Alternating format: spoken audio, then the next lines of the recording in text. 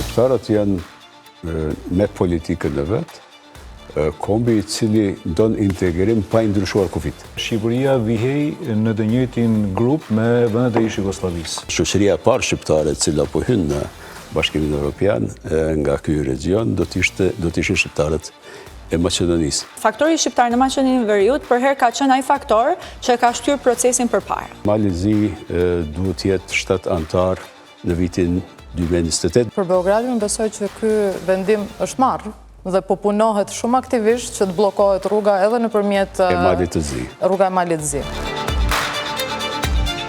Etnikisht shqiptarët janë më pro-evropianët sot. Në planin e reformave, në planin e rritjes, Shqipëria është e para në Ballkan.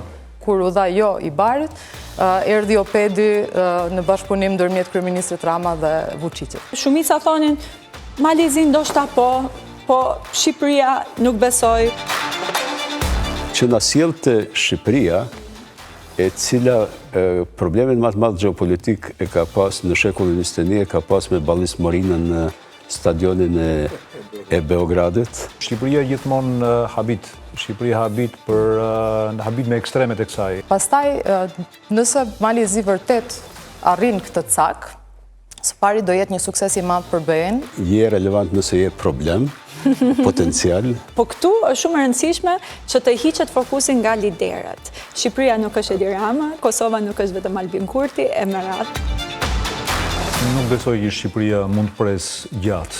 Të paktën jo është shoqëria shqiptare. Komisionerja Gjoni, çka do të kërkonte prej Shqipërisë dhe Maqedonisë? Ne nuk duhet të jemi skeptik për integrimin në Europë, sepse neve na duhet integrimi evropian më shumë se që i duhemi ne Europës. Liriana ka folë tamam si komisioner.